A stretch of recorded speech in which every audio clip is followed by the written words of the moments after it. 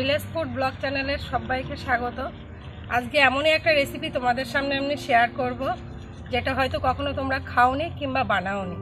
শীতকালীন একটা শাক দিয়ে আমি এই রেসিপিটি তৈরি করব। এটা হলো ভেতো শাক, আর এই ভেতো শাক দিয়ে কিন্তু এই রেসিপিটা হবে। এই শাকটা শুধুমাত্র আলু ক্ষেত কিংবা সর্ষে খেতে পাওয়া যায়।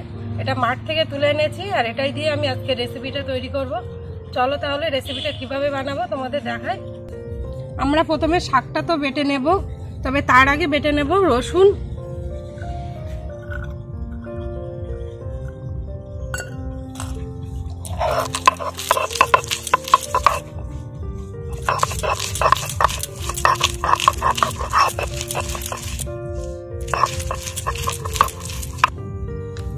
এবারে এই ভেতর শাকটাকে ভালো করে আমরা বেটে নেব।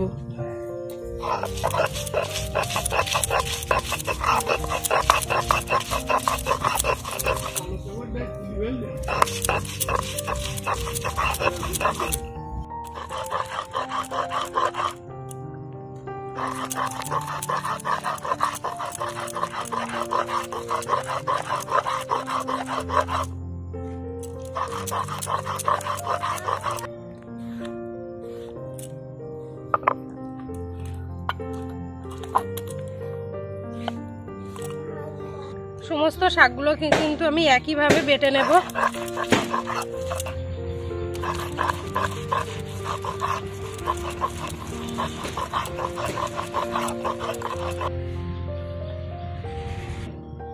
একইভাবে এবারে আমরা লঙ্কাগুলোকেও বেটে নেব।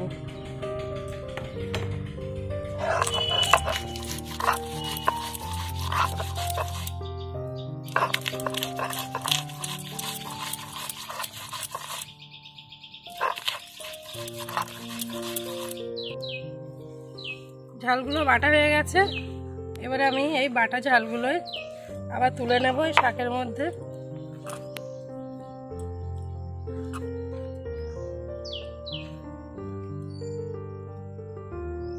কড়াটা গরম হয়ে গেছে, এবারে আমি এর মধ্যে দিয়ে দেব সরষের তেল।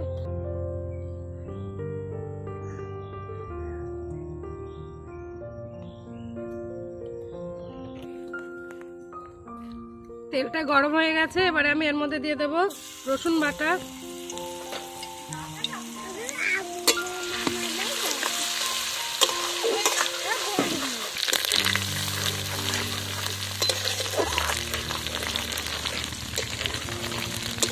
রসুনটাকে একটু লালচে ভাব করে ভেজে নেব। এবারে আমি এর মধ্যে দিয়ে দেব শাক বাটাটা, দিয়ে নাড়াচাড়া করে নেব।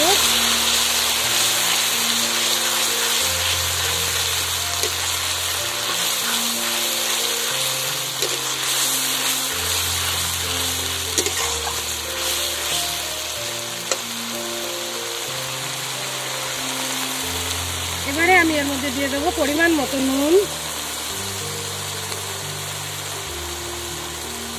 দিয়ে দেবো একটু হলুদ গুঁড়ো। আবার এটাকে ভালো করে নাড়াচাড়া করে নেব।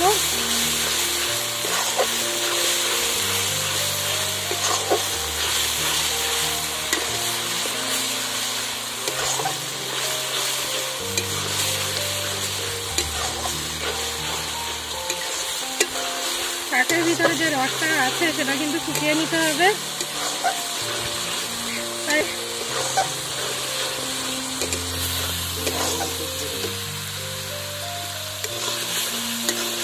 শাকের রসটা কিন্তু 50% শুকিয়ে গেছে। আমি এর মধ্যে দিয়ে দেব সামান্য একটু চিনি, দিয়ে আবারও নাড়াচাড়া করব।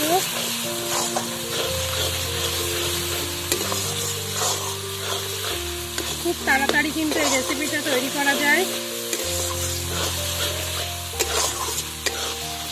খেতেও কিন্তু খুব সুন্দর হয়। গরম ভাতের সঙ্গে এই ভেতো শাকের তেল শাকটা খুব ভালো লাগে।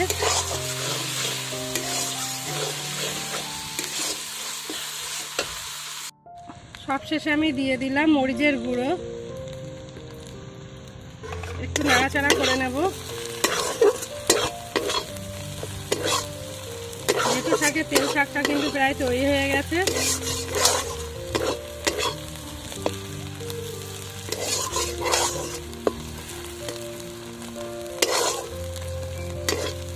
দেখো শাকের রংটা কিন্তু অনেক পরিবর্তন হয়ে গেছে, একটু বাদামি কালার এসছে। এবার এটাকে নামিয়ে নেব।